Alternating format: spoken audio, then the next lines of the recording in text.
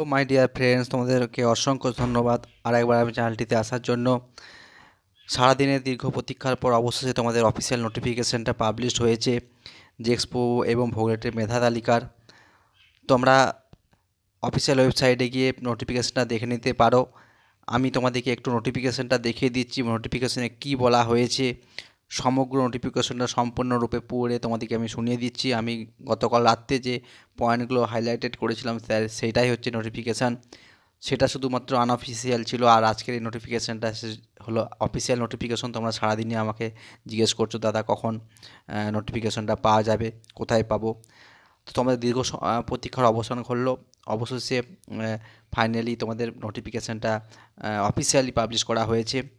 এরপর তোমাদের কাউন্সেলিং হবে। কাউন্সেলিং ওরিয়েন্টেড আমার ভিডিও অলরেডি বানানো আছে, তোমরা প্লেলিস্টে গিয়ে দেখে নিতে পারো কীভাবে কাউন্সেলিং করতে হয় তার A to Z তার উপর একটা ভিডিও আমি বানিয়ে রেখেছি।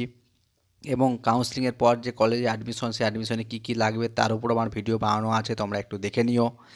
এবং তার সাথে সাথে কলেজে অ্যাডমিশনের ক্ষেত্রে যে সমস্ত প্রয়োজনীয় ডকুমেন্টগুলো লাগবে সেগুলোর উপর আলাদা আলাদা করে আমি ভিডিও বানিয়েছি, সেগুলো তোমরা দেখে নিতে পারো। সেগুলো তোমরা একটু দেখে নিবে। আর তোমাদের কাছে ছোট্ট রিকোয়েস্ট, যদি তোমরা নতুন হয়ে থাকো আমার চ্যানেলে, অবশ্যই চ্যানেলটাকে সাবস্ক্রাইব করে রেখো, তার পাশে থাকা বেল আইকনটা ক্লিক করে রেখো। এর ফলে তোমাদের যে কোনো আমি জেএক্সপো এবং ভোগলেট ওরিয়েন্টেড সমস্যার সমাধান আমি তোমাদের প্রশ্নের উপর নির্ভর করে দেব। এবং গুরুত্বপূর্ণ যে কোনো খবর আমার কাছে পাওয়া মাত্রই আমি তোমাদের সামনে সেটা শেয়ার করে দেব। সেই জন্য অবশ্যই তোমাদের নোটিফিকেশানটা অন করে রাখবে। আর যারা অলরেডি আমার চ্যানেলটাতে সাবস্ক্রাইব করে রেখেছো, তো তাদেরকে অসংখ্য ধন্যবাদ আমার চ্যানেলটিতে আসার জন্য, আমার চ্যানেলটির সঙ্গে যুক্ত থাকার জন্য। এরপর সেই নোটিফিকেশনটা আমি দেখব। সকলের ক্ষেত্রে বলে দেওয়া আছে, সবাই ভোকেশনাল হতে পারে, ITI হতে পারে, CBSE ICSE বোর্ডের স্টুডেন্টরা হতে পারে। আমি যেগুলো কালকে মেনশন করেছি সেগুলোই নোটিফিকেশন আকারে করা আছে, সেটাই তোমাদের একটু আমরা দেখিয়ে দেবো। চলো দেখা যাক সেই নোটিফিকেশনটাতে কী আছে। সেই তোমাদের নোটিফিকেশন, দীর্ঘ প্রতীক্ষা যার জন্য আমাদের সকলের। দেখো যেটা বলেছে, subject guideline for preparation of merit list for admission of first year and second year of diploma course in government sponsored and self finance polytechnics of the state for the academic session 2020-21। এটা কাকে address করা হয়েছে? To the director of technical education and training West Bengal, the senior administrative officer West Bengal state, council of technical and vocational education and skill development. এটা কোথা থেকে করা হয়েছে? Additional secretary to the government of West Bengal Shri Randhir Kumar IAS officer,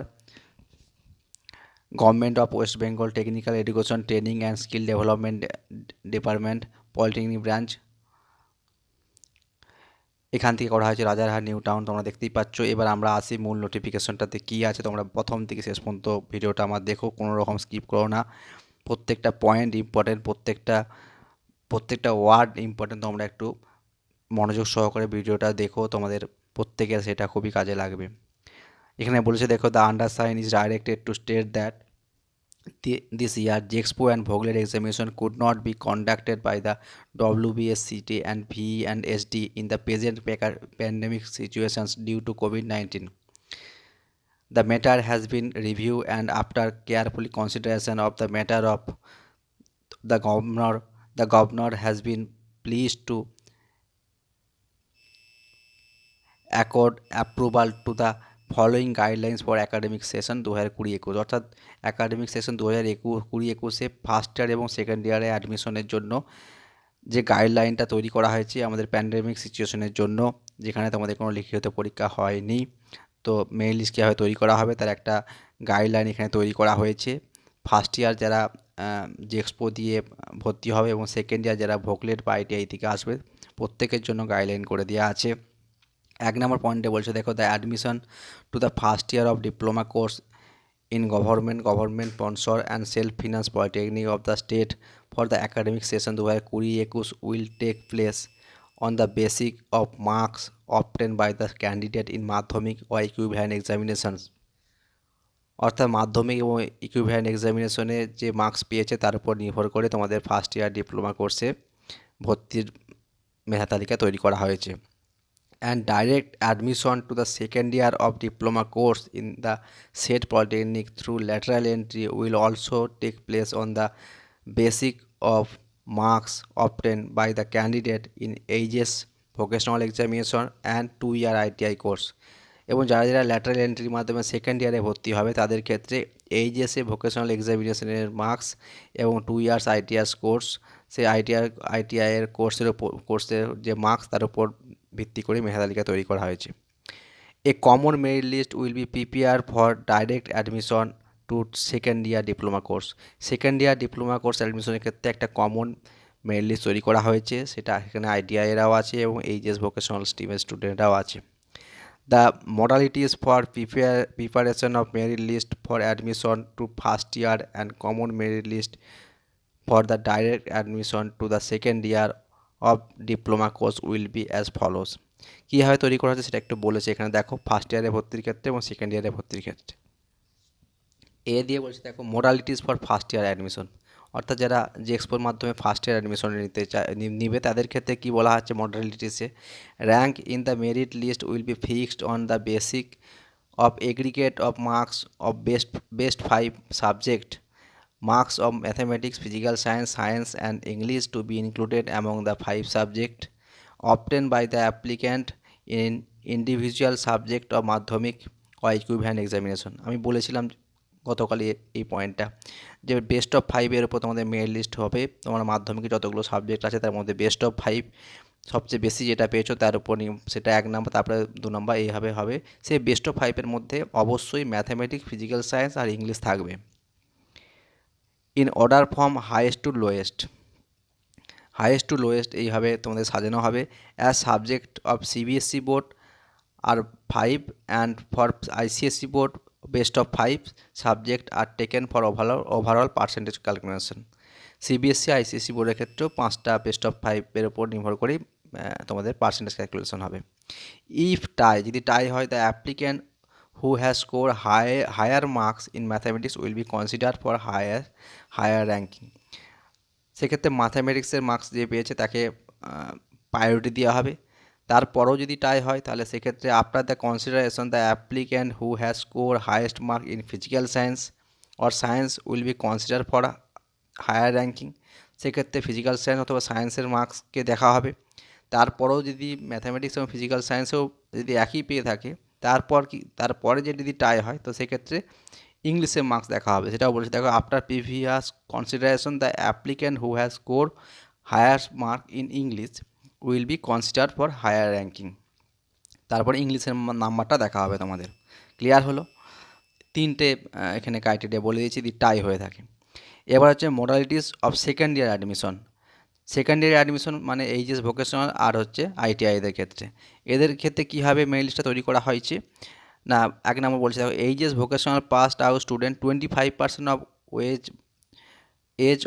weightage of marks score in মাধ্যমিক or equivalent examination plus 25% weightage on marks score in physical science or science in মাধ্যমিক or equivalent examination plus 25% weightage on marks score in 2 vocational subject in AGS or vocational course plus 25% weightage on total marks score in AGS vocational course। আমি already এটা বলে দিয়েছি তোমাদেরকে, সেটা এখানে officially দেওয়া হয়েছে।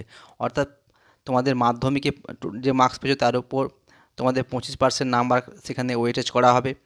তারপরে মাধ্যমিকে 2টো সাবজেক্ট অর্থাৎ ফিজিক্যাল সায়েন্স আর সায়েন্স, অর্থাৎ মানে ফিজিক্যাল সায়েন্সটাই বলা হচ্ছে এখানে, ফিজিক্যাল সায়েন্সে যে মার্কসটা পেয়েছো তার উপর 25% ক্যালকুলেশন করা হবে।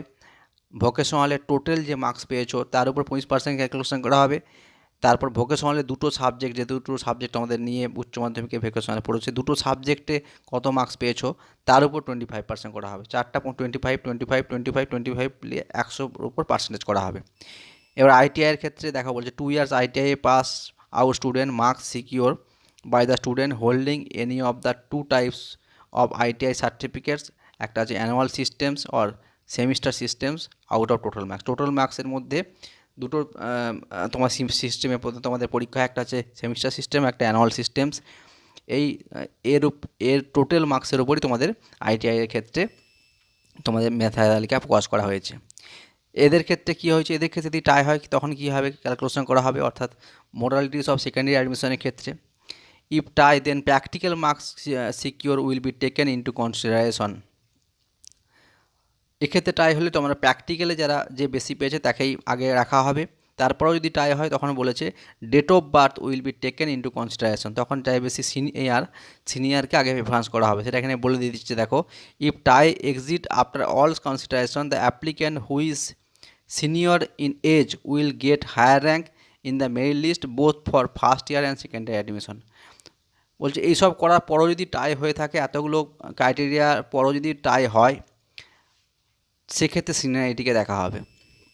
আচ্ছা, এরপর বলছে দেখো, the undersign is directed by order of governor to state further that the governor has also been please to allow the WBSCT and V&SD for opening the portal for submitting marks by the applicant from 12ই September 2020 to 20 September 2020, অর্থাৎ যেটা তোমাদের চলছে marks submission, সেটা 20 September পর্যন্ত এটা এটা এটা অ্যালাউ করেছে, যেটা প্রসেস তোমাদের অলরেডি কমপ্লিট হয়ে গেছে।